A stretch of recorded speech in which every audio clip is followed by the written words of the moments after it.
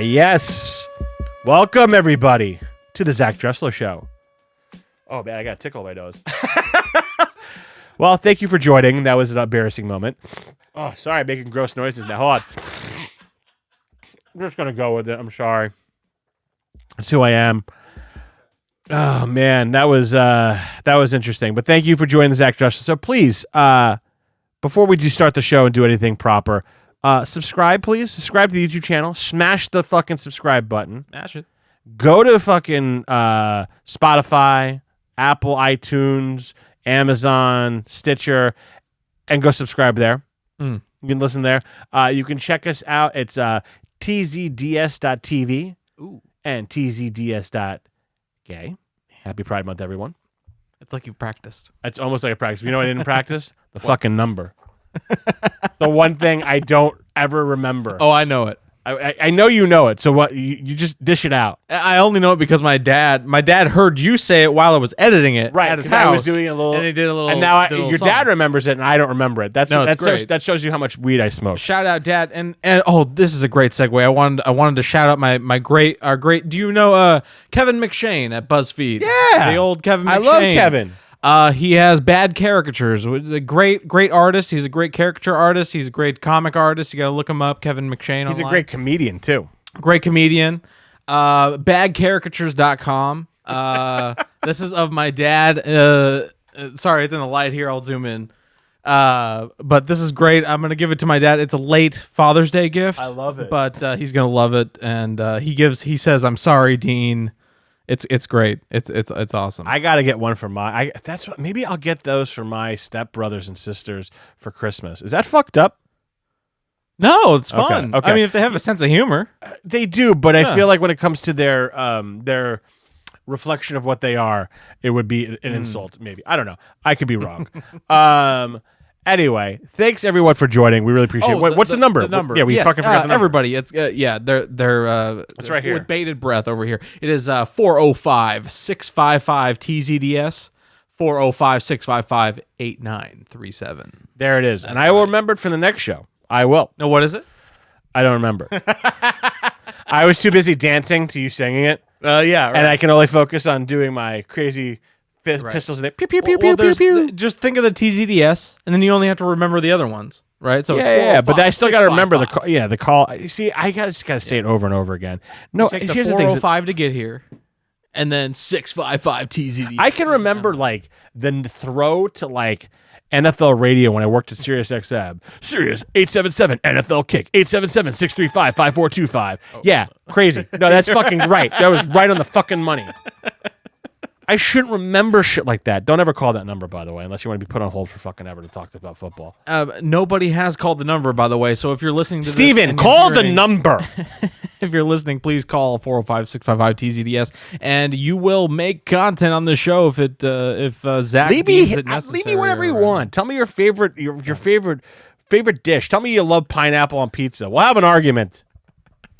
With a voice recording, whatever. Oh well, I've been watching. I'm an avid watcher of YMH, Your Mom's House podcast. We were watching it as you walked in, and there's been a recent debate, and I think BuzzFeed did this a long time ago before we even worked there. Like the first videos they were doing is: do you stand or sit when you wipe? Ooh, what do you? I'm a combo guy. Combo, yeah. It depends. If I'm reach home, in the bowl. If I'm home, yeah. I'm sitting. If I'm anywhere else, I'm standing because I'm already hovering almost of the time. If I'm a public toilet. Well, public, you hover. Yeah. You hover at a trusting friend's house. Yeah, you'll hover here. Yeah, probably just for your sake. Oh, for my sake? Yeah, because I don't want any ass hairs getting on your toilet. Like, I know I'll clean it up after, but just like... Oh, it's a forest down there? Man. It's a mess. It's the Shire, bro. It's the Shire. Well, I'm a stander. Well, I guess it's more of a squat. I'm in the seated position, but I'm standing. Yeah. Yeah. But on YMH, it was insane. All the producers stood, and all the hosts didn't. How old are the producers? Producers are 30s. Yeah, I feel like there's a generational gap there. I feel like it's, you know. So I don't know. I learned. How do you stand? Do you sit or stand wipe? 405-655 TZDS. Yeah. Sit or stand. Sit or stand. What do you guys do when you wipe? Steven, I'm looking for you. I think Steven's a sitter. I don't know. He's probably a stander. He's skinny. He's a sitter, probably. I think it has to do with a lot with weight because I cannot reach my hand in that bowl. I'll tell you that. There ain't no. There's no room. Interesting. I'm huge. You know? So you go from behind. What do you mean you go from behind? Like when you stand, how do you do it? Yeah, you just wipe normally. Like just stand up and go?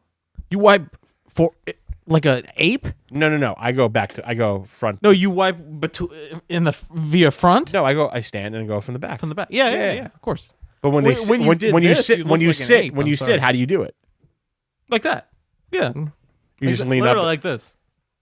But so when you stand, how do you do it? So I'm ready. Got it folded. Okay. I fold. Okay. You fold? Yeah. Or do you scrunch? I fold. Fold. You got to have to fold. Who scrunches? Animals. It's just this. But what's it? I'm not seeing the difference between sitting and standing here. No, your ass doesn't leave the seat. Oh. Does your ass leave the seat? A little bit, yeah. So that's why I'm saying I'm a hybrid. Right. I'm a hybrid. That's why I'm saying. So like the front of your thighs are on? Yeah. Your hand's in the bowl. Yeah. My hand never goes in the bowl. Oh.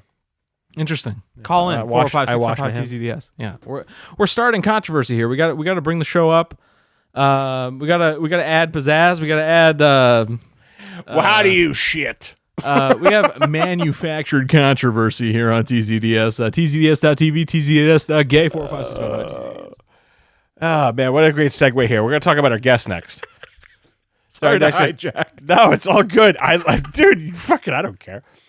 This guest coming up here, a really good friend of mine, Joshua Davis. I've known Josh for like almost 5 years now. I met Josh at BuzzFeed.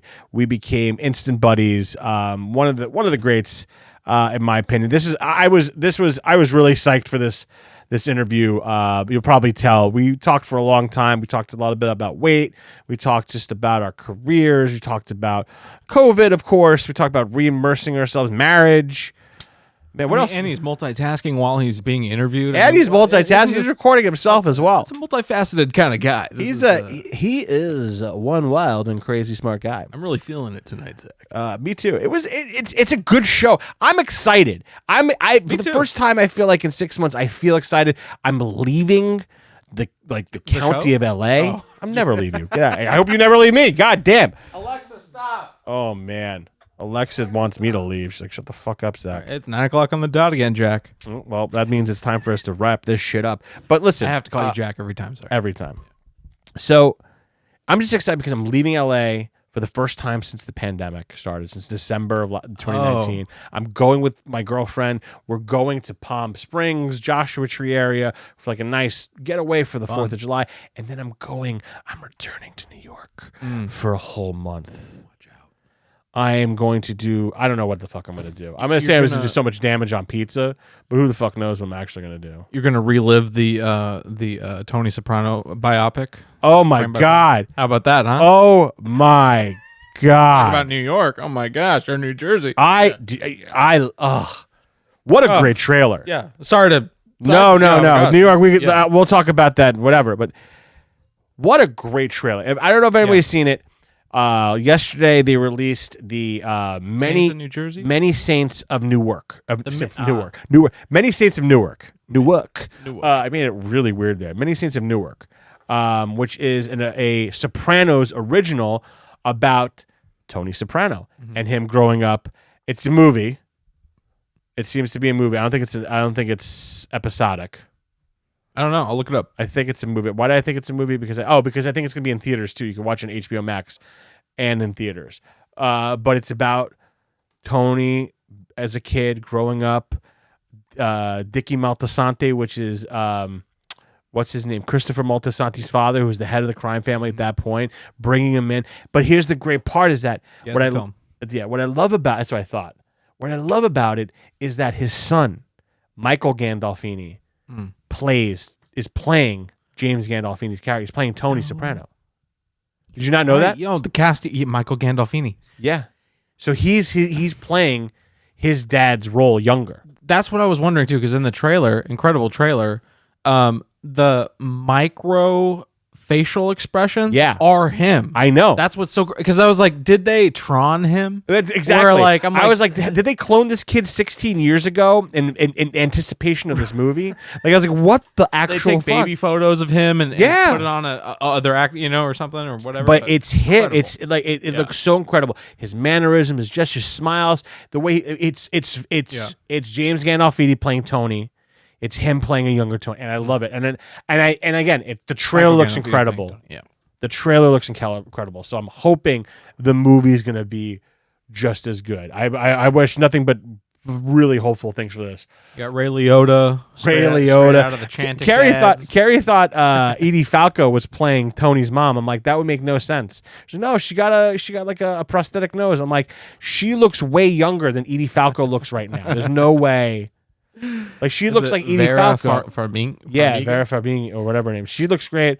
I mean, they have young Paulie. Diaz. Who? Joey Diaz. Who's comedian? Joey Diaz? Oh yeah. Cocksuckers. Yeah. Oh my god. And what's his name's play? Someone's playing Paulie Walnuts. Billy Magnuson. Yeah, I don't know who that Billy is. Magnuson. But I'm excited to see that. There's no Silvio. Oh, there is Silvio. Yeah, it's played by John Magaro. Got you. Yeah. But Silvio and Paulie are older than Tony. No doubt. Right? Is that what it is? I think.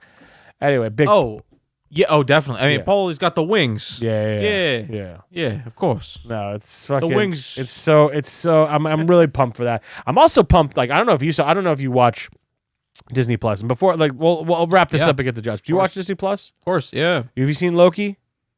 Not yet. No. Okay. I've heard about it on the radio though. You've heard it. I've heard about it through the grapevine. No. There's like a nerd section on this radio show. Oh, okay. In the afternoons. Okay. I'm driving around. I'm like, oh, they're talking about Marvel or something. Yeah. So, it's Marvel, right? yeah. Yeah. Disney Plus has done this before with Star Wars and The Simpsons, but they're going to make a Simpsons Loki episode. Oh, really? Called The Good, the Bart, and the Loki. So that extends the universe then? It's just putting in a car. I think it's going to be like a 15-20 minute thing. Okay. Episode, but But it's not going to be. It does extend the lore. Yeah. Oh, absolutely. It just reaches a different demographic. It combines demographics That's and stuff insane. like that. But I mean, the show itself. I haven't watched the most recent episode, but the show itself, Loki, is fantastic. Everything. I mean, WandaVision, fucking the Falcon and Winter Soldier. It's all been incredible. Incredible. All incredible. Incredible content. Incredible entertainment. We're coming out of a pandemic. It's incredible. It's all incredible. But right now, we're gonna bring on the incredible Joshua Davis. Let's get him on. Wow. Incredible. What an incredible segue.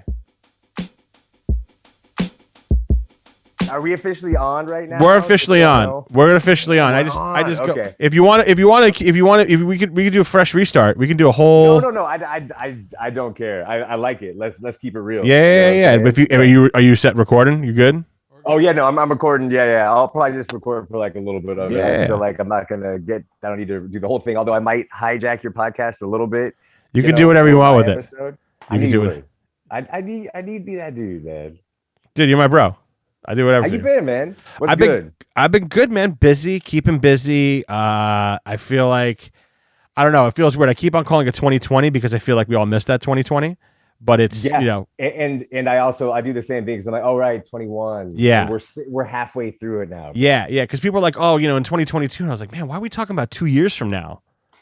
At work and just in life in general. I don't know. I've been good. You just refuse to move on from 2020 is what you're telling me. You're like, no. This is my official 2020. Yeah, this is my official 2020. I turned 40 2 months ago, but I was sick. And also, thank you. And I feel like I just turned 39 again because I didn't really get to enjoy my 39th birthday. So next year I'll turn 40. I see what's happening here. So basically is what we're dealing with for Zach's audience out there. He's just trying to avoid the fact that he's 40. I thought it was something more deep and existential, and it just turns out that is deep and existential. That is. I didn't have a good 39th birthday. I had a very late one. And then my 40th was okay, but I was sick. I had camp blow. I had some stomach virus that kept me in bed for like 2 weeks. Dude, it was brutal. That sounds terrible. And that was right after you got the vaccine and it made you sick also, right? Yeah. Wasn't it like one after the other? Yep. Yeah. Yeah. So I went from not being sick for almost 2 years to getting like back-to-back sicknesses. And like not even barely and not even leaving the house. All came into the house. That's what's crazy. Was that people that just came over or what? No. So okay. the vaccine was because of the vaccine. That was like the worst. That was like terrible 32 hours. But I just woke up the next day and felt fine. Did you get the one yet or no? I haven't yet. No. Okay, that's fine. Yeah, that's fine. Yeah, I know. I'm afraid to say it right now because I don't want there to be massive amounts of judgments. But no. I haven't done it yet. Yeah, I haven't done it yet. And that's fine. That's fine. People are doing it, and that's fine. But I'm just adjusting this. Don't worry about what's happening over here. It kicked my fucking ass. You're not the only one, dude. I've talked to many people that have said like they were. My new brother-in-law who got engaged, actually, he was sick from the vaccine, right? And he's in bed all weekend and had a moment of vulnerability. And that's when he proposed to my now sister-in-law, which will be my official sister-in-law in a month. So, yeah. Yeah, because you're getting married. You're getting married soon, too. The's a lot to talk about, bro. Yeah, there's a lot to talk about. Two. Oh, the other, my brother-in-law. Yeah. Okay. I was like, do you have news? No. I have no news yet. No news yet. Okay. You'll be the first. It won't be dropped on a podcast. You know, I'll be texting you. That's true. No, but then on my birthday, I got the day before. I was going on a shoot. I went on a shoot, but I had a quarantine for 2 days, and I thought that it was the food that they served me. Like I thought I had food poisoning because it wasn't allowed to leave the hotel room in order to do the shoot. So bless you, baby. So they were giving me, they were just, I had a prefix menu, and I had roasted chicken and vegetables, and 3 hours later it was bad. And I thought it was that, but apparently it was this like E. coli bacteria thing that I had called Campylobacter. Carrie and I both got it. Okay, so at least you both got it. So that means you both ate something, then, right? And it was anywhere between 3 to 6 days prior to that time. Did you guys do the detective board trace? Yeah, so it's like we had a chicken salad from this place. We got we made dinner this night. We had sushi one night. Like it, could have been. There was like 4 or 5 different places it could have been. We think we narrowed it down to one. I'm not gonna put them on blast, but that's a good man on your part. Yeah, so I mean, the thing is, we've ordered from that place plenty of times. I don't, I just will never do it again. There's some roasted chicken. I'll leave it at that.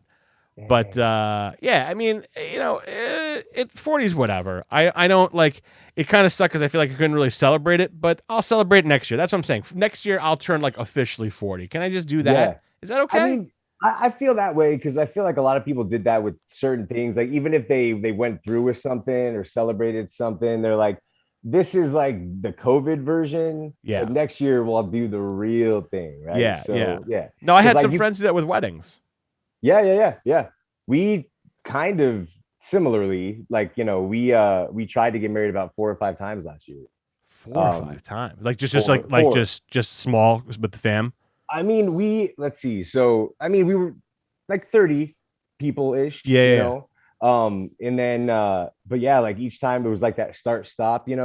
First time was like right when COVID hit. We were getting ready to put the deposit down for Santa Barbara, and then luckily, literally, like I remember our planner, she was like, "Hey, don't put anything down just yet, just to be sure." And I remember reading the email from the event space, and they were like, "Hey, go ahead and send us that. We'll send you the contract." And luckily, we did send it. So yeah, got out of that one. But we had done most of the planning for it. We had like the procession. We knew where we were doing the after party. We had all the little details ironed out, and then couldn't do it. Then comes June. We had a house available, this big empty house, this mansion. So we're like, oh, okay, let's do this. We could do it here. We could control it, make it small. Yeah. And then that fell through at the last minute too. And but after we'd put out, a blast of, I knew what you were on, I think, of like, hey, would you be available to come? Yeah. I remember this. Yeah. So then that was another one. So then the third one was Mexico, and this was in August or October. Was it August? August or September? And we were like, yo, we found this villa on the beach. Like it could fit 30 people. We all pay to do it. We could all be together. Nobody else, like we'll all get tested before we go. It'll be great. A certain family weren't comfortable, can't go to Mexico because of work.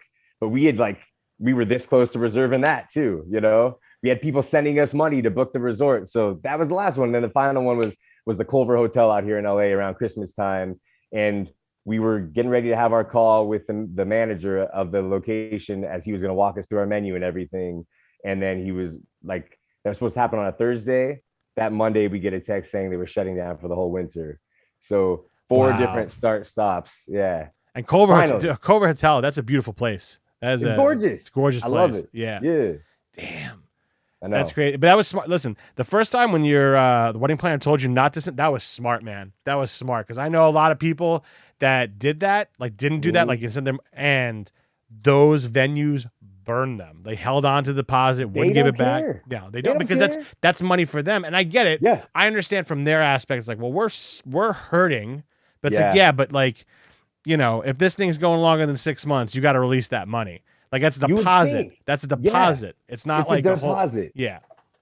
And you know, the one decent thing about that stuff is that like they'll let you still put that money towards a wedding at their space.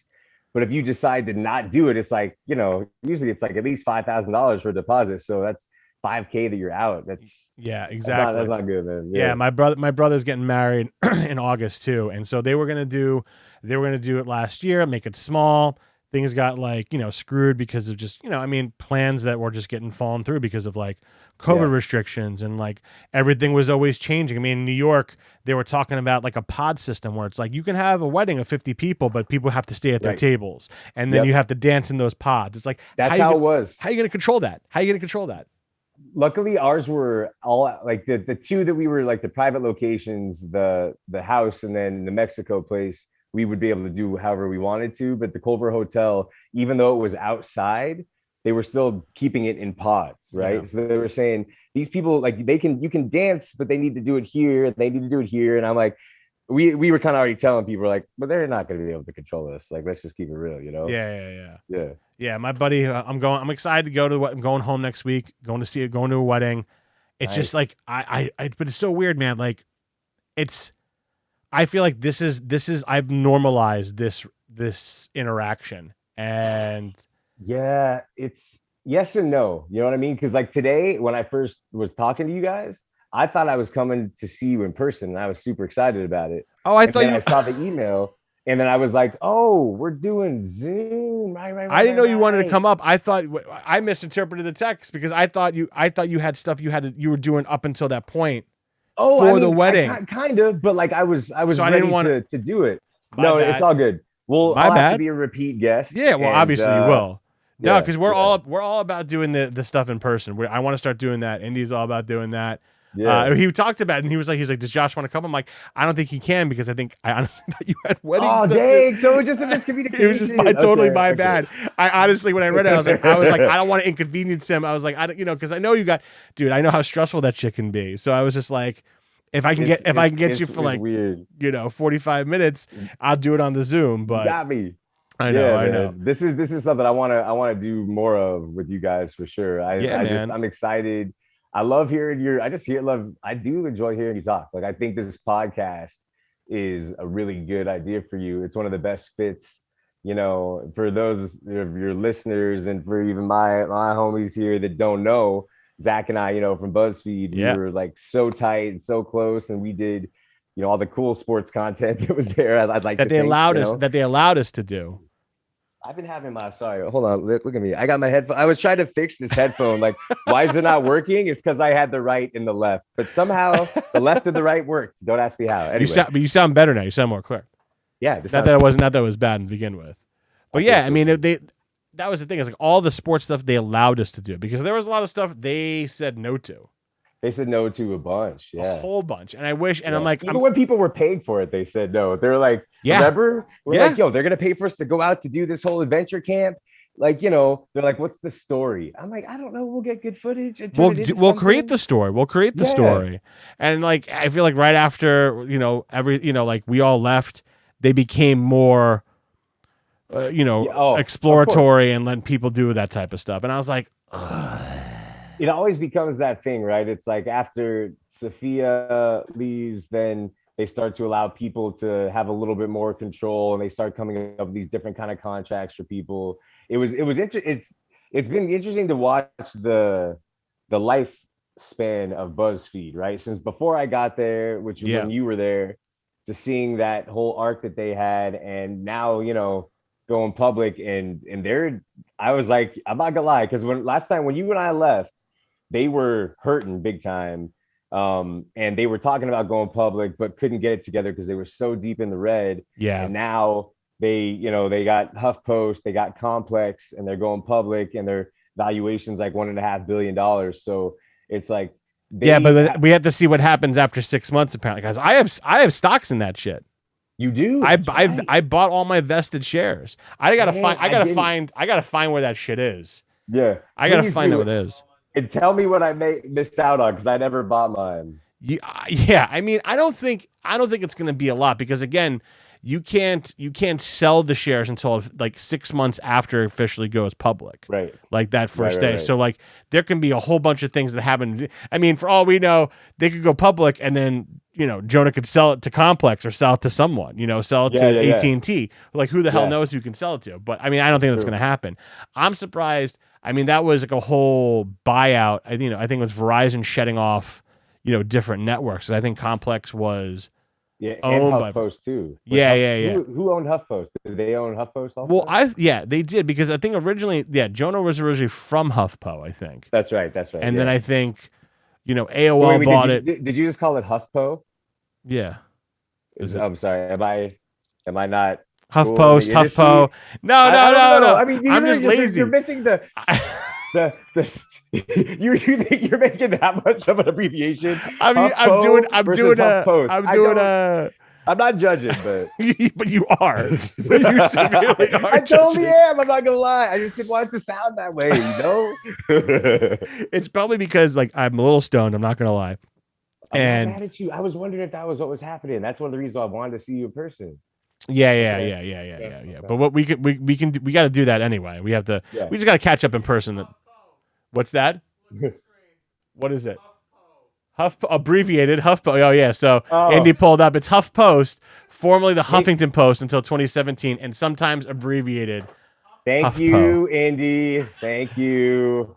Listen, I gotta have someone look at stuff. I know. I like this. I was like, look at Indy. But founded by Andrew Breitbart, which I think is. He's the racist guy. He's now Breitbart Media. Arian Huffington, who's it named after? Yeah. Kenneth Lehrer, which I think. What's that? Oh, the dad of Group 9. So that's the conglomerate that owns who Indy works for, Group 9. Oh, okay, yeah. And then Jonah Peretti. Right. So it's just and it was as a counterpart to conservative news site Drudge Report, which again is just crazy to me. Yeah, so now it's making sense. So HuffPo, it was acquired by AOL, and then AOL was acquired by Verizon, and then Verizon shut all that stuff off. Okay. So, now it makes sense. Okay. But now I wonder, who? But I'm curious, because I do like Complex's networks, their shows, their social. Yeah. So it's who does BuzzFeed run that? Because that'd be a very interesting entity for them to run. Well, I mean, they are technically, in terms of them running it, they own it. I would imagine that they'll put their imprint on it. They'll kind of combine forces like they do, because BuzzFeed, I would say, I can't say better. They're you look at their content on YouTube, at least, their views aren't very big for much these days, right? No, I think they've switched focus to Instagram and Facebook and stuff like that. Yeah, okay, right. And TikTok. TikTok, right. But everybody's Complex has a stance on, or has a big audience on YouTube. Yeah. So I would feel like they wouldn't mess with Complex too much, No, because their audience to me are completely different audiences. I mean, there's some crossover. There's some crossover, but I would say Complex. My camera. No, it's all good. Complex sports, and Complex, sneakers, all that stuff they got. That's usually not BuzzFeed's wheelhouse. No, it's not at all. But the funny thing is that we always tried to make that kind of content. That was the content we wanted to I make. remember Evan and I used to try to make, fashion content or hip hop content, and it wasn't a place for it. But I don't know. To me, it's almost cool. I'm like, I kind of like that, because I've still kept good ties over there. So if I have a series to pitch or something I want to make over there, they have more they're more tied into my culture now. You know, they have Yeah. finally got a cocoa butter Yeah. channel, which is one of the things we kept trying to get made while we were there. And finally, 2 years later, they finally get it after George Floyd. It's kind of funny when you look at it, right? Like we had so many meetings trying to get Cocoa Butter Channel just to YouTube. Just give us a freaking YouTube. It's not hard. Yeah. We're making that content anyway. Click the channel, make a banner, let us post videos to that channel, promote it slightly. It's really, really easy. You had a whole team that's ready to do it. But it took until, you know, this big crisis to finally get that thing up and running. But it took that for a lot of these companies these days that are like have all these new initiatives, right? Oh, absolutely. It's interesting because they, you know, it's rather than, you know, it's happening at every company. And like I talk to other people about it, and it's like, you know, instead of showing up for the initiative or the month or whatever it is, be part of the conversation all the time. You know, I think that's what's important because I think that's the way, you know, these companies, I don't expect to go to these companies and get education from them. You know what I mean? But like to be a part of the conversation all the time. So it's not like you're showing up and be genuine about it is what you want to see. And like, you know, I think there was, you know, it's, you know, you just pointed out there's a huge step forward with that because of what happened in the past 2 years.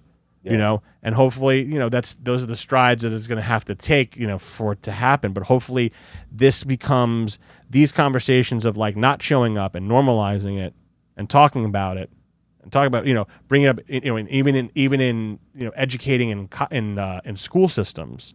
Yeah. You know, the fact that like there's not, you know, that's a whole different thing these days, right? The critical race theory. Yeah. Man, it's, the fact that people are so afraid of it, it's truth is what they're afraid of. That's all it is. But like I don't, you know, they're so afraid of fully admitting it in a way, you know, because America's still, you know, the massacre in Tulsa is something that I've just found out about maybe 3-4 years ago. Yeah. And even as Juneteenth came out, you know, and we watched the ABC not Birth of a Nation, but the Soul of a Nation thing. And Questlove is on there. You know, he made this documentary that's coming out, I think this weekend or next weekend, about this music festival that took place in the summer, and they kind of did around Juneteenth, and it was the same summer as Woodstock. It was a soul festival, like all Black artists, you know, Nina Simone, people like that, and it got no publicity, while Woodstock got all this publicity, and no-name acts became superstars from being there. And so, but anyway, he's talking about, he's like, you know, Questlove, like Black dude for the culture fully, and he said that he didn't find out until he was around 30 what Juneteenth even was. So, like, that's ridiculous. Yeah, I mean, I went to what I would consider a very progressive school. It was very white, but it was very progressive, and we learned a lot about history. And I remember in high school and in college reading books, or like, you know, about Christopher, like how we honor Christopher Columbus, but like these honest books about like Christopher Columbus is a tyrant, is a dude that's a pirate that came in, stole land, murdered, pillaged, raped, all that stuff, but they honor him, and it's like, I didn't know about Juneteenth. Like we knew about slavery. We studied that. We knew about the Civil War. We knew we knew about those milestone moments and like the wars and the battles that happened. But like nothing like so specific about race and slavery and all that stuff. And Juneteenth I didn't like 4 or 5 years ago, just like you. It wasn't even taught. No, it's you know, and I have friends from, you know, I have Black friends from the South mostly that have been celebrating it. They knew what it was, or just you know, Black families that they just had somebody in their family that did that celebrated it. You know, that's really all it comes down to.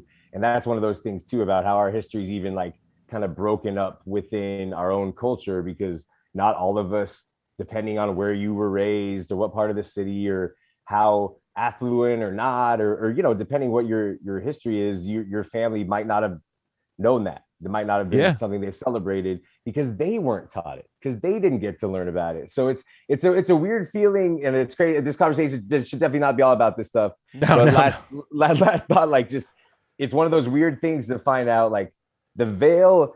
You felt like it first got pulled off, but you realize that no, it's like we're still just like slowly inching it off. There's so much more that we haven't learned, that we didn't know, and it's interesting. But I still feel positive about at least where we were to where we are to where we're going. Yeah, absolutely, and it's going to progress because, I mean, we're talking about decades, centuries, of U.S. history. I mean, when you think, man, when you think like from, when you think about it, and then this perspective was brought to me when I lived outside of the States. Yeah. About like how Americans view America, and it's like this ultimate propaganda machine that's been built. No one does propaganda better than the Americans. No one. To themselves. To themselves. And when I lived in Australia, it's like you see these other networks, Al Jazeera, you see all these other, this outside take of America, and like most of it's genuine and great and sweet, but like you don't see these other, you don't get to think about these other aspects. You don't. And it really like awakens you and opens your mind that you're not, like, we're living in this, most of it's living in this like narrow-minded funnel. Yeah, that's it.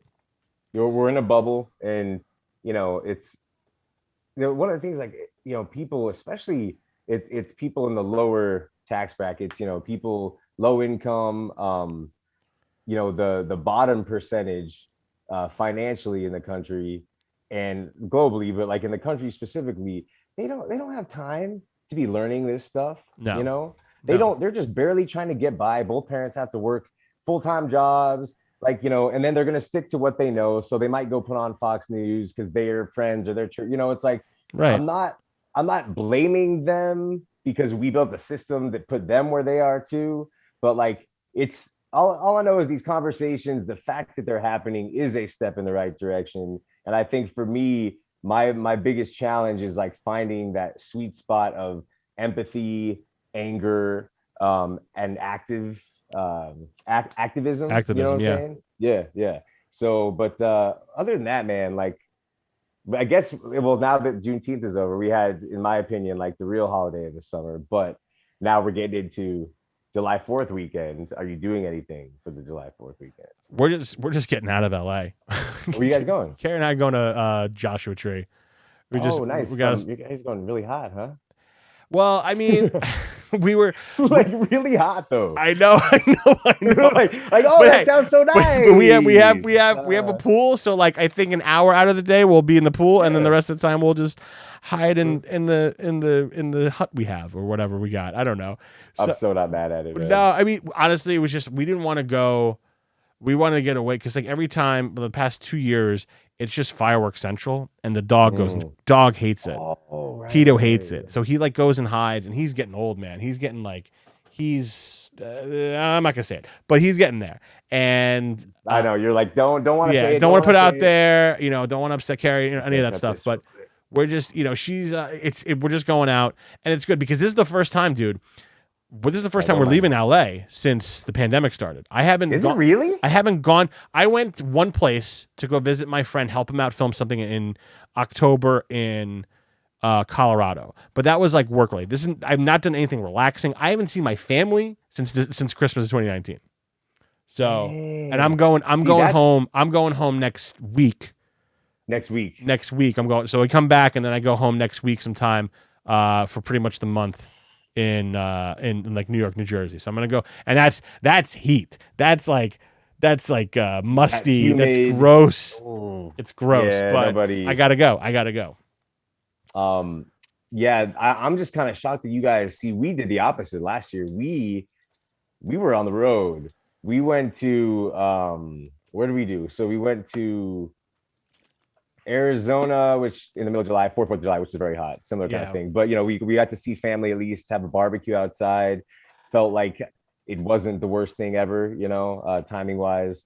Did we go to where we went? We went to Paso Robles. We went to Cayucos. We went to Well, I went to like a handful of places, just places you could drive to. You know what I Yeah, mean? But yeah. we did it though last year. We probably did like 4 or 5 road trips around Cali, and I loved it. Oh yeah, we went to Huntington and San Diego and stuff like that too for the documentary I was doing. But like, we took advantage of that. Like we still haven't been on a flight together, the two of us. Have Wow. you and Carrie been on a flight? Never.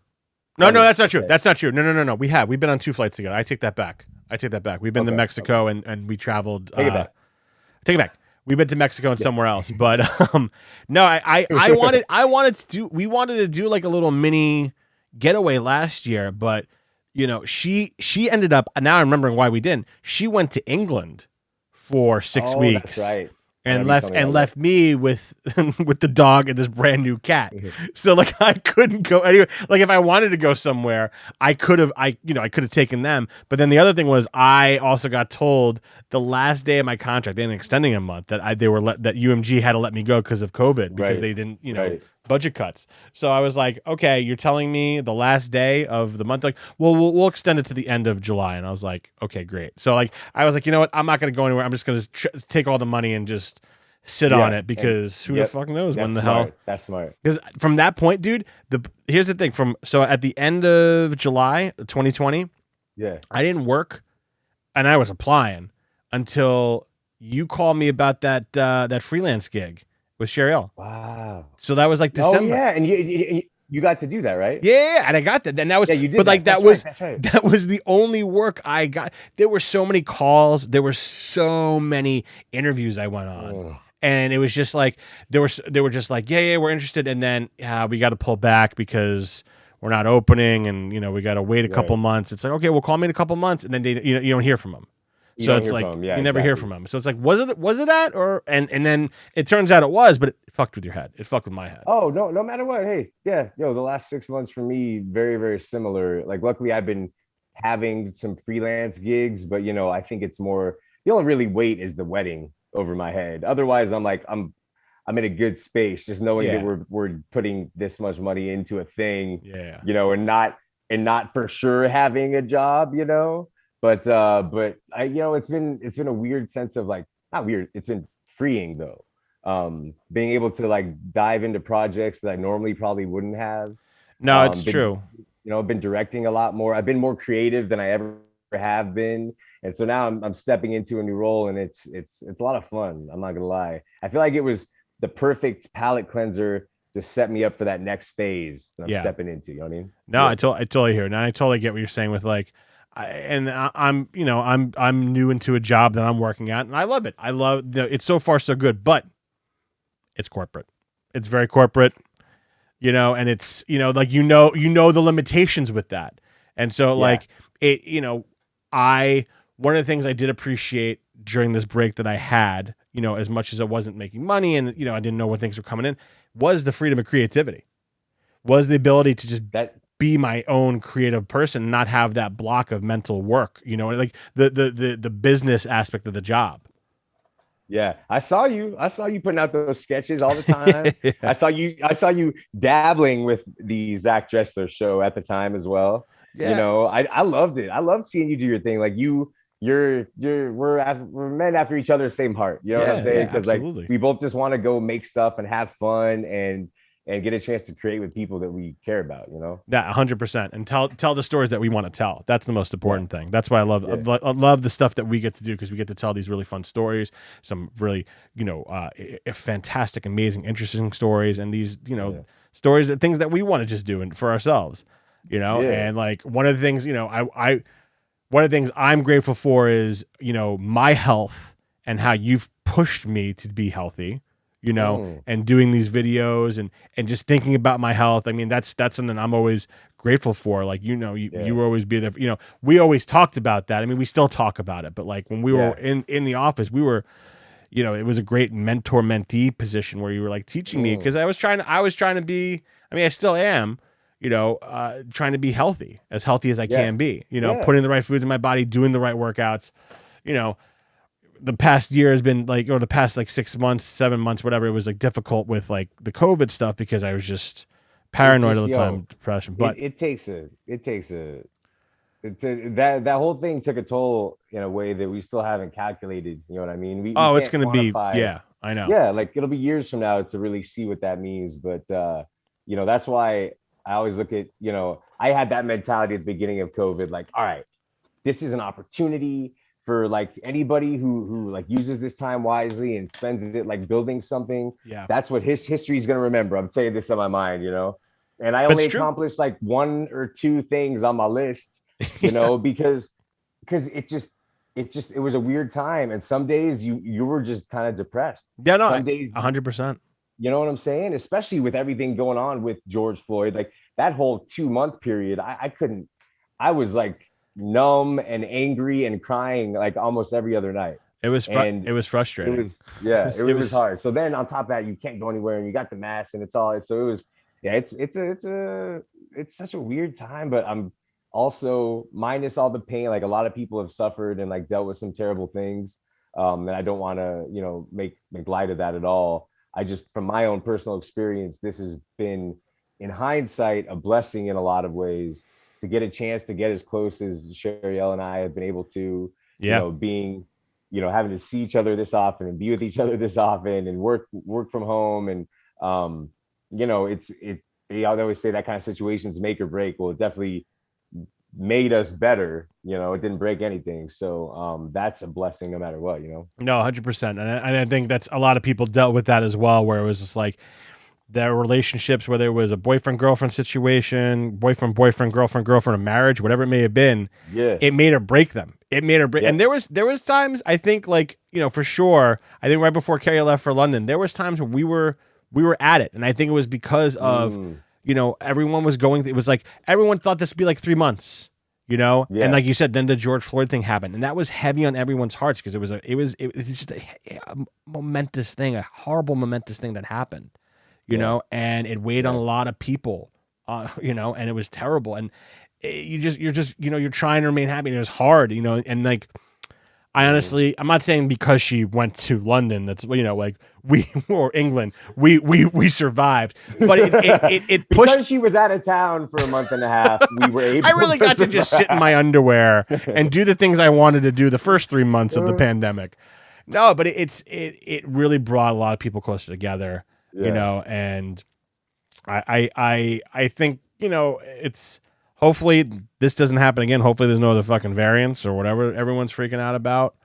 But but like what I was trying to get to was I feel like what I love about your weight, your weight loss story is that like I would have, you don't think, from my perspective, it's always the opposite way. I think it's like I was super fit in high school and then went to shit in college. Interesting. You know what I mean? Like I had the typical, like, the kid that was like very athletic and, growing up, played sports all the time, went to college, did the same thing, but just like, just smoked, a lot of weed and ate a lot of food that he shouldn't have eaten and all that stuff. Well, yeah. I mean, the things that you do when you're in college, I'm like, this part of the conversation I actually would love to record. So I'm just going to get it real quick. Yeah, go ahead. Because this is, I love these kind of conversations when we get into it. Let me see.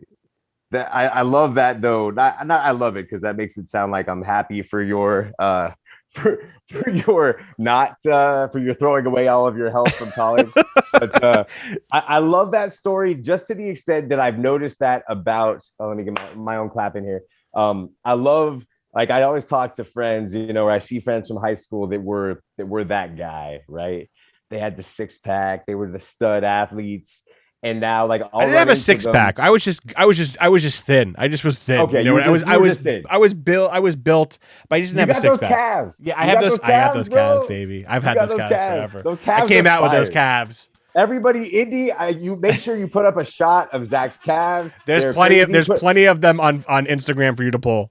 And for the record, I didn't know that, and now I don't know how to feel about it. But we'll just move past the fact that you have. Do you have a calf page? No. There's a couple pictures of me with my calves. There's definitely just a couple pictures. I don't have an at Zach's calves, Instagram handle. Although maybe I should make one. That might. I mean, I wonder if I'm just, If there was a page dedicated to calves, yours would make it on there. I'm just going to be real about it. Okay. Your calves are fantastic. He's looking up wiki calf. Just get an image of Zach's calves. Oh my god. Well, I know there's a feet thing, but anyway, going back to the weight loss thing, I mean, you hear about the opposite, like what you did, but I feel like we hear more about like the what happened with me. Yeah. Like because I don't think we've talked about it, but I don't think we've ever really gone in depth about like when was this, when did it happen? How did it happen? Right. Dang. Because and the reason why I bring this up is because like I was just scrolling through like Facebook and Instagram today, and you posted that picture last week of you and your brother, and I was like, I forgot, because I remember seeing the photo of you with the as a football player, and you were like a defensive end linebacker. You were I was a big boy. Well, I remember we did that video where I talked about at the time I wanted to call it I was a former fat kid or something, and they're like, you can't say fat kid. I was like, oh, but I mean, I was one though. Like that's what we called ourselves. Just gotta be honest. That was the other thing. Please be honest. I know. But then at the time, I understand you got to say things a certain way. You don't want to offend people, so they just changed it to my 50-pound weight loss journey. And so I was I was like, kind of. That happened over the course of years, but I would say, as soon as I was done playing football, senior year, I knew, I was like, football is the only thing keeping me from like blowing up, because I was already big, right? I was a lineman. I ate a lot of food. We would go out to, McDonald's and they had triple cheeseburgers for 99 cents. I, no joke, would get 3 triple cheeseburgers, a supersized fry, and a big ass Coke. And that would be lunch, So like I was a big boy. Yeah, I did the same thing. I actually did the same thing my senior high school, but my metabolism then was just eating it up. Not me. Not me at all. I mean, when I look back now, it was, because if I were to do that today, I would put on 30 pounds in a week. That's how it is when you're in your late 30s. God bless. Like, thank you. Isn't that a thing though? Like, for real, bro? I can't even tell you. Dude, it's the worst. I stay fit, but I like chocolate chip cookies, and I like to have some wine on the weekends. And just that, I cannot get rid of this like last 5 pounds. I can't do it. Yeah, dude. I was telling Ian before, like I was a good 6 pounds less last week. Like I felt like really good. Like I was in a good trajectory, because I've been working out real hard this past month. And the last week, because I had late nights in the office, I had to go to the office, because like whatever. And long story short, we went out to dinner every single night, because there were people we had to go out to dinner with Tuesday, Wednesday, Thursday. And I try to eat as good as possible, but like, you got like steaks and all the salty food. So I like, it's just hard. Happy 40. Yeah, right. Yeah, and then it's just like, I used to shed this off even 3 years ago. Would shed it off easily. I'm telling you, that's the thing though. It like last year it came off easier. I think there's one thing though that even Sheriel and I have talked about. We're just not as active. Like you would just be doing more things because you were used to doing more. Yeah. These days you're more used to doing less, so you don't even challenge yourself. I'll notice that it's like, oh, a thing I would normally go do, I'm like, I don't feel like it. Yeah, because that's one of the things that's changed. I think we're all less. We are less of access, 100%. Because last week when I was going into the office, I was exhausted at like 8:30 every night, because it was just like, even though it was like the same routine of going to work, it was getting up earlier. Doing a routine that I had to do earlier, and then driving in traffic and putting all that back into the mix, which we haven't done. So it's like I was like, every night I'm like, what did I do today besides work? I'm like, nothing. Yeah. Dang, man, it's so true. Like, and that's where the hard part, to stay healthy, working, and now getting ready to be married, and then hopefully in the next couple of years being a dad. I don't know. It's funny because I'll tell this to Sheriel or her sisters, and I'll be like, I don't know, it's gonna be hard. Like I already know once we have kids, like I'm not gonna be able to keep my workout routine up. And they're like, see, actually, you will be, because you already have it built into your day, so you know how to get it done regardless of what your schedule is. And I would say that's one of the things how it got started for me in high school, was I knew how to work out. So that was the thing number one. So and I was always willing to go work out. And then eventually it started to come about the diet, which as you get older is everything. Like when you're younger, the working out seems to be the thing. because even if you don't eat, perfect, you could go work out and kind of burn it all off, and you can melt it off. At this age, no matter how much you work out, it's not coming off. So you really need to just eat healthy to get where you want to be, Yeah, no, absolutely. Yeah. But I started that though. I remember, so it was like January after football season, senior year. I graduated in 6 months. And I just had this realization of, you're about to be in college. What do you want to look like, dude? Like, who do you want to be? You're going to meet a bunch of new people that don't know you. Do you want to give them, you don't have a reason to carry this weight around anymore. You're not playing football. So I started doing like little like diets intermittent here and there. Like I would do like a no carb diet. And I remember this one time we got all stoned and, it was my first day on it. And so I brought like a tuna salad, right? Just tuna and like eggs and shit. And my friends, we go to Arby's and they're eating the usual. And I'm just sitting there like struggling, bro. You know what I'm saying? Yeah, like man. Because you got the munchies. Yeah. So everything else looks better than a tuna salad. So, but I stuck to it for like 2 weeks. But then, it was just kind of off and on. And then as you get older, you just kind of, I would get to a phase and be like, oh, I look good. I like this. I like how I'm looking. In college, I think I was got to a place where I'd shed a lot of like the baby fat I had in high school. Right. And so I was working out a ton. So at least I just looked kind of like a big, bulky, but like at least I had some shape to me, but I was still kind of puffy. Like these days I'd be like, that dude, like all weights, no cardio type dude. Yeah. I know exactly what you're talking about. Kind of like where I was a couple months ago. I get what you're saying. Yeah. There you go. Yeah. And it's where most of us were during COVID. Yeah. But I know it's the puffy look, because you're like, I'm in shape. Yeah. But I'm not the shape that I want to be. Yeah, exactly.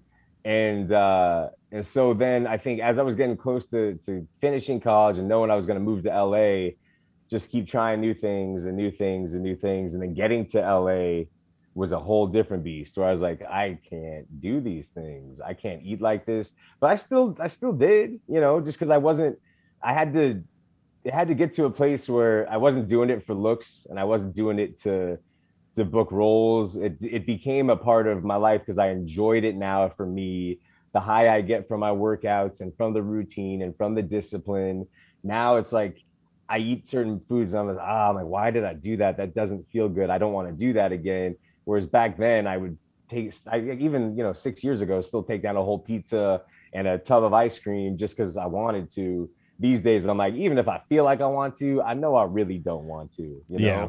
So it's just like less, like if it's like this where it's like bad versus good in terms of food, it slowly just starts to do this until it's, and then craving wise though too, you just start to crave good food more than you even crave bad food. No, that's 100% true. It's because it's everyone thinks it's like, oh, I just got to get past a certain point of working out or, to a certain point in my diet and then I can eat things. It's like, well, if you're looking forward to eating whatever you're eating, then it's not going to matter what your diet is.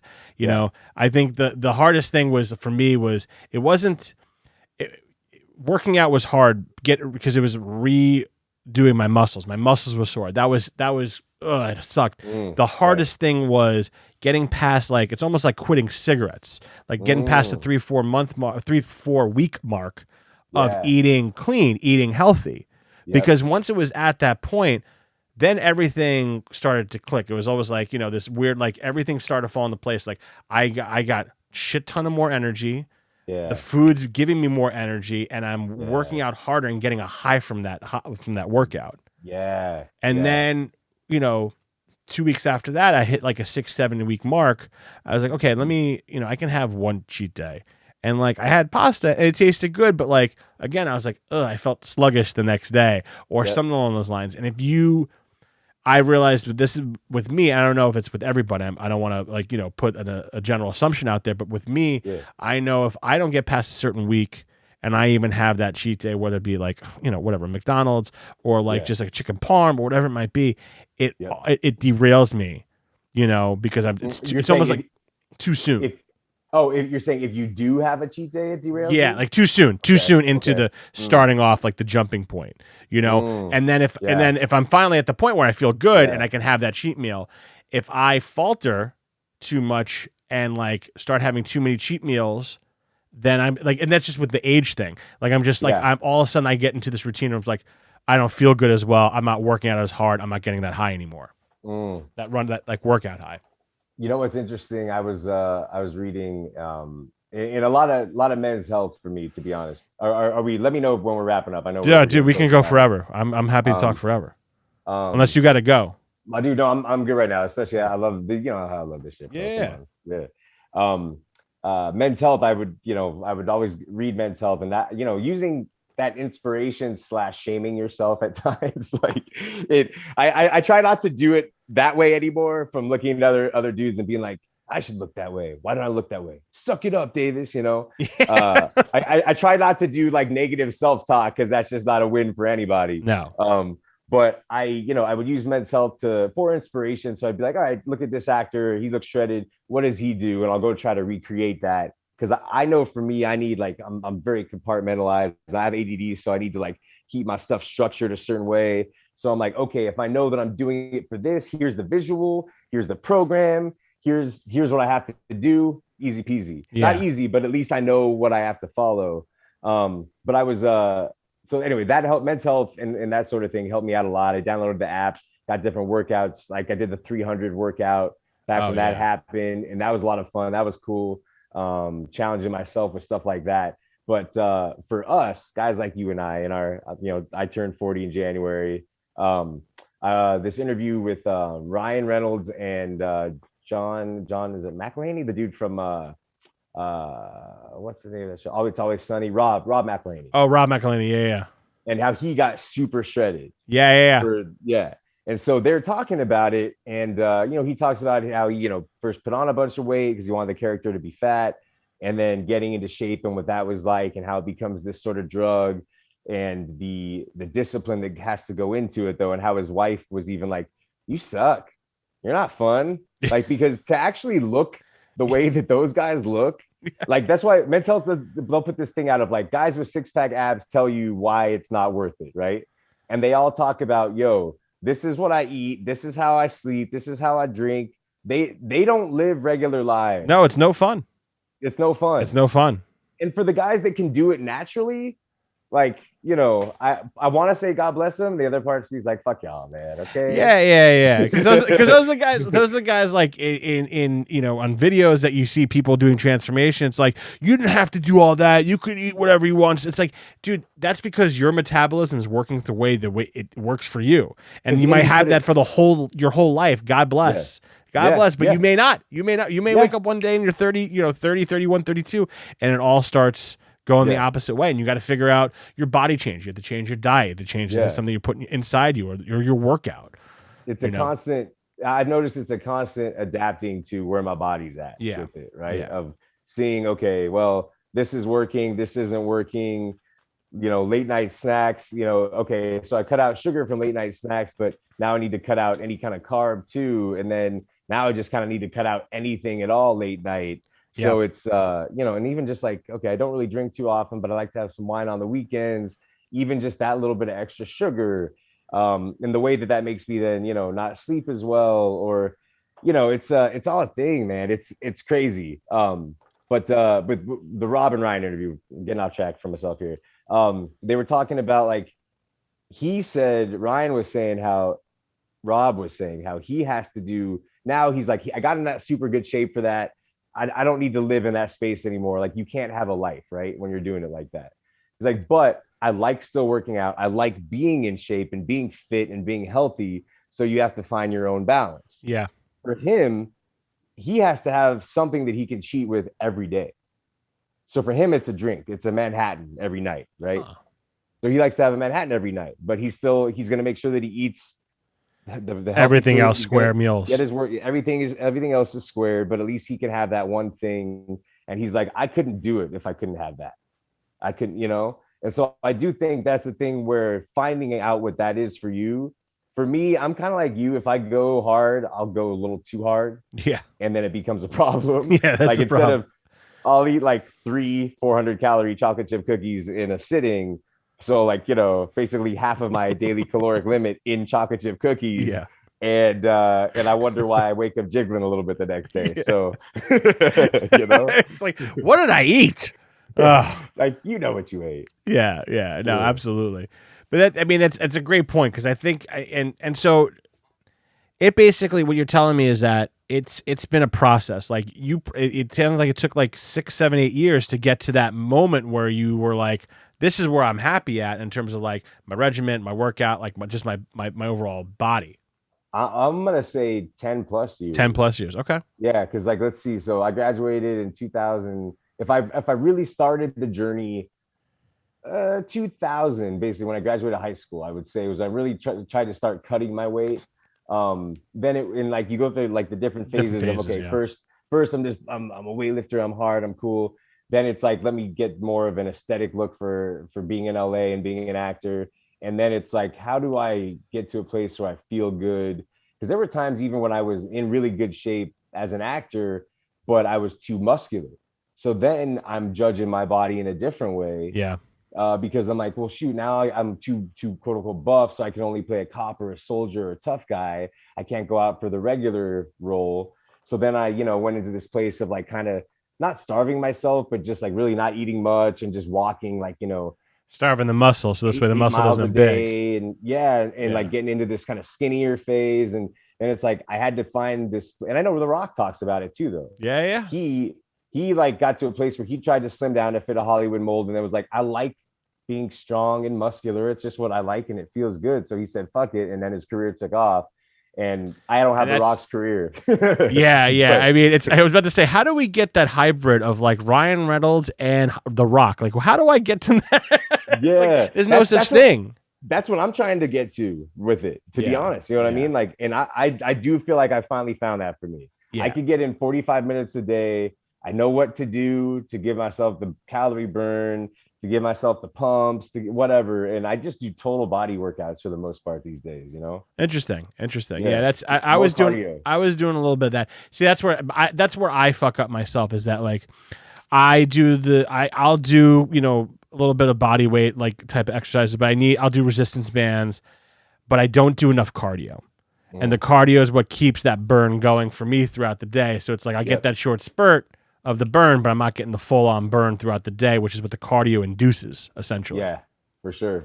Like getting that fasted cardio, I think, is a thing. Are you still doing the fasting? I was about to ask. Yeah.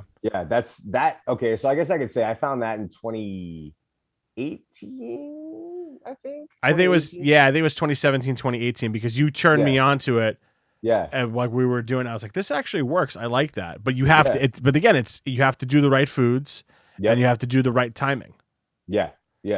And I've been doing that. Like, I don't even think about it because it's not like a weight loss thing. It's just a lifestyle for me because I like it. And then on days where it doesn't fit, I won't do it. Sure, y'all might say otherwise, but I try not to. I try to like let our lives come first and not my routine.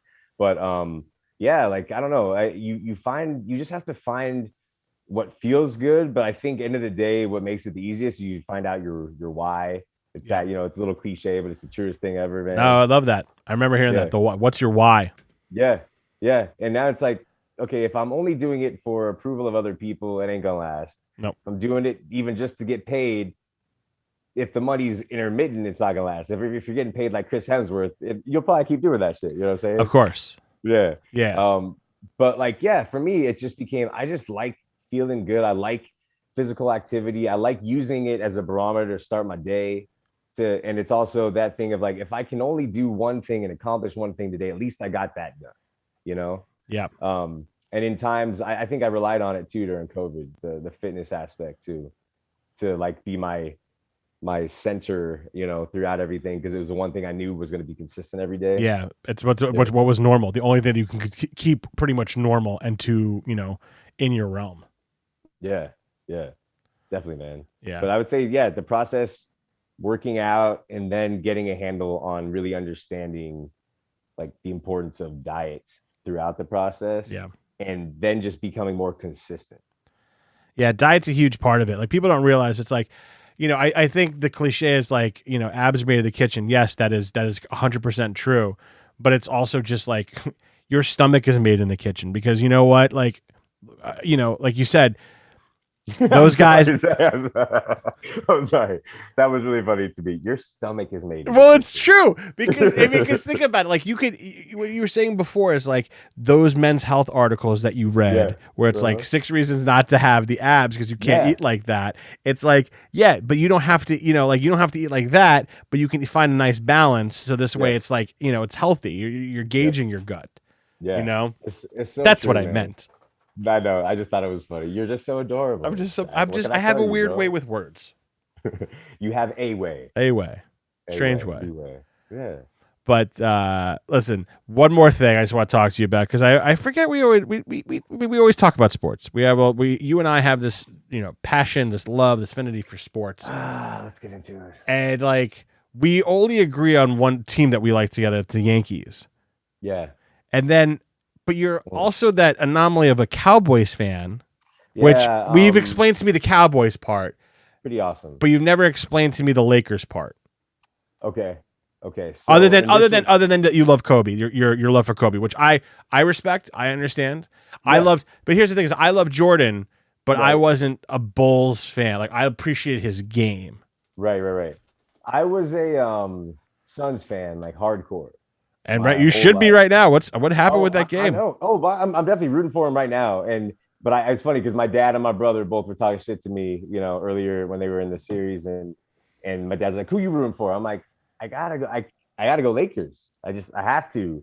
And it's the point where, because I remember, I think, when I turned 18, as I got older, I kind of started rejecting all things that I felt like weren't my choice from the beginning, except for the Cowboys. The Cowboys are like one of them. Right. And this is you were living in Arizona. Still in Arizona. Yeah. And I remember because I was still finishing high school because they won in 99, 2000, 2001 or 98, 2000. No, they won in the Lakers. Yeah. They won in 2000, 2001. And then because they did 3. They did 2 3-peats, didn't they? No. No. The Bulls. No, the Bulls did. No, because San Antonio won. San Antonio won in '99. I remember they beat the Knicks. Yeah, that's right, Duncan. And then 2000 was, I believe, Philly Lakers. And Lakers. That's 2001 was Nets Lakers. That's 2002 was Nets Spurs. Okay. And then I think the Lakers went to because they didn't win 3 together. Did Shaq and Kobe? They won 3 together. That's why I'm trying to figure out the third one. Regardless, I was a fan at that point. So by the time I get at I remember being in Mexico when they were playing. This was their first. I think this was their second championship. Okay. I was in college, and I was just such a Kobe fan. And then I came out to LA, and it was a thing of like the Suns. I don't want to say fair weather because I always rooted for them, but they just weren't even in the conversation. So, I'm in LA and I'm like, this is a choice I made to move out here. This is my new life out here. I get to kind of create my own world. And so I was already a fan of the Lakers because of Kobe. And so at that point I was like, I'm just going to lean into it. I'm a Lakers fan. I live in LA. This is my home. Phoenix is where I used to live. This is where I live. So I made that like mental switch, but the Suns still have my heart. And I want them to now that they're in it, I want them to win. In 2014, when the Lakers won again, I think it was 2014, right? When Ron Artest got the for the Lakers. Yeah, it was Kobe's last one. Oh, his last season, you mean? No, it might have been 2010. Jeez, I'm thinking that. Yeah, he won because they won. You're right. So I looked it up. They won in 2000 against. I think it was. I forget who it was in 2000. 2001 was Philly. 2002 was the Nets. And then 2003 was Spurs Nets. That's what I remember. I can't remember who they played in 2000 though. It doesn't matter. I don't remember. But that's interesting. Yeah. And then they won 2009, 2010. They beat Boston. Then they beat. I forget who they beat after that. Yeah. So when they were playing in 2010, I think it was, and the Suns and them were in the Western Conference Finals. I was struggling in that one. I'm not gonna lie. That was like Nash and Merriman. Yeah. Oh man. And Stoudemire. Yep. Yeah. But I think it was that thing that I was like, I in my mind, I'm like, Kobe's got to get another one though. He just has to get one more so he could be in the Jordan conversation. So I rooted for Kobe over everything. That's fine, but I appreciate that whole backstory about like, no. The backstory about like like you being, sometimes we're born into some fandom, whether it be from where we're located, friends, family, whatever it may be. Yeah. And like to be able to like be like, say, fuck it, I'm gonna go choose. I love it. I love that story. I think it's great because I think that's what fandom is. I think that's what makes being a fan great, is like you don't have to pick up where you grew up. You know what I mean? You can, and people are like, well, you're a bandwagon. It's like, well, like I don't care what fuck you off. So yeah, like fuck out of here. Yeah. Like I mean, I'll always be a Giants fan, and it breaks my heart. It breaks my heart too, man. I don't know that I'll ever be able to forgive you for it, but hey, listen, as a Giants fan, I can say the same about the Cowboys. So yeah, of course you can. And let's be real, we should both be there for each other right now. We should hold each other. You guys aren't looking as good, but you know what? The Cowboys are it's just constant excitement for nothing. You guys, I mean, it depends on what happens with Dak this year. You guys should be a good team. The Giants on paper look good. With who's your quarterback? Daniel Jones, but I'm like, oh yeah, he looks so good. So I mean, what's around him looks good. He has a good O-line. He has hopefully a healthy Saquon. That's your boy.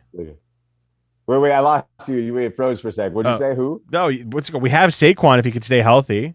I still love Saquon. I'm not pretending like our wide receiver core is good. And we had a decent draft. I mean, again, it looks good on paper. It all depends on that one guy, Daniel Jones. That's it. Yep. So we could either be, this year it's 18 games too, 17, not 17. Oh, really? They added a game, so it's 18 games regular season. I didn't realize. Yeah. Players are not happy about that. I think it's 19 weeks now the season because they have to get that bye weekend. Right. Jeez. So. Oh yeah, they gotta love that. They gotta be real excited about that. Is it 7? Yeah. No. Excuse me. It's 17 games because it was 16 games season. Now it's 17 games. Now it's 17 games, 18 weeks. Week season. Yeah. Okay. Sorry. Okay. Yeah, it's gonna be interesting. It's going to be interesting. I'm excited, man. I'm excited. I feel like I didn't pay that much attention to football last year. I didn't. Right? It was hard. Honestly, I didn't pay attention to any sports. Like, even though I know the Lakers won, but I barely pay attention to the bubble games. Me too. Like I watched the last minute of that game and got to see a little bit of confetti. I got to see the World Series like right as they won it when the Dodgers won it, but I didn't watch any of the games. I didn't watch anything leading up to it. It didn't feel like, I mean, they are regular seasons. They are champions. I'm not taking away anything from that. It just felt so off. And even like for a portion of this season, the beginning of each season, it felt like a little bit off. Like I did not tune into March Madness at all this year. And I love March Madness. Yeah. I honestly didn't. I think I filled out a bracket not knowing any information, but that's one thing I feel like I'm getting back into it a little bit with baseball. A little bit, yeah. Little bit, yeah. But listen, man, this was great. This was really great. We talked about a lot of shit. I know. Yeah. And by the way, I should have started off with this. Your YouTube channel is fucking awesome. I don't watch The Bachelorette. But I watch you talking. I don't watch it.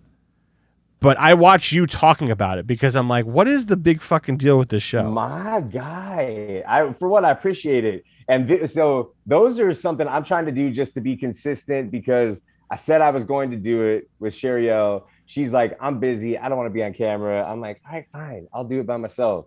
But those are just like ones I'm going to do. But then I have the other content. But she got you onto the show. Oh, she got me. So now she doesn't want to do the content, even though she's the one that got you addicted to the show. She laughs at me about it. Yeah, she's like, you did that, and I'm like, I did nothing except because she just knows. She gets me running, and I get excited. But anyway, yeah. I've never seen the show that Carrie's watching right now, which I don't know if it's similar or not. Is the show on Netflix, which you should check out because it's just too hot to handle. I know, bro. Don't ask me if I haven't seen one of these shows. Okay, I've seen all of them. I've seen every live. You want to know what we checked out last night? What? Me, you, and my ex-fiance and my ex-wife or something. Oh God. It's terrible. It's so terrible. Bad, but it's so addictive because these people that are just, I don't know, man. Yeah, no, I know. I'm trying not to talk trash. That's the hardest part about my reviewing it is to not be mean because I'm like, okay, these are people with feelings, and it's a PC world, and I'm not a mean guy, but sometimes you're just like, you're really stupid. I know. And You know? this too hot to handle. It's like, I think I love him. It's like, you've known him for 24 hours. Seriously. Like, they're about to bring in more girls. What do you think's like, about to happen? Yeah, like, what are you doing? What? And then also when the new girl comes on though, and they're like, oh my gosh, yo, she's so fly. And I'm like, she's really not. No. She's just new. No, some of these girls. Yeah. Like, I'm like, first of all, nobody on these shows is too hot to handle. I just want to say, like, there's a few attractive people on both sides, but like, nobody's like, you could go on Instagram and find more attractive people. I'm just putting it out there. Is that mean to say? Can I say that? No, I would say there's two. I mean, yeah, no, it's all right. That I'm not gonna say it. I was about to break it down. I gotta end it because otherwise I'm gonna trash all these people. I know. I'm gonna trash. But we should do a too hot to handle recap because that would be really fun. Me, you, and Carrie. By the way, okay, let's do it. All right, cool. Because like she's, I mean, she's got her own opinion. She'll go to balls to the wall, but. Well, we'll say that for another time. But, dude, It was great talking to you. Thanks for hopping on, man. I love you, brother. Go check out all his stuff, his YouTube channel. Just give it I know I have it. It's Joshua _Davis 25. Joshua _B_ Davis. You got my email. Yeah. Damn it. Yeah. No, you're. I just gave out your email. No. Every time I try to go and put my Instagram in, even when I make a YouTube video, I have to be like, is it the _B? No, like I forget it. So don't be that. Yeah. Oh man, but yeah, check out all Josh's stuff. I love you, dude. We'll talk to you soon, man. So much, man. This was Have awesome. A good one, brother. Indy, I miss you. I didn't get to see your face. He can pop on. He can pop on if you want. I mean, he could. There he is. There he is. There's my man. What's up, dude? But next time we'll do this in person. Next person. Next time I'll come by for sure. Yeah. It'll be great. All right, my man. All right, fellas. Appreciate you guys. Peace, brother.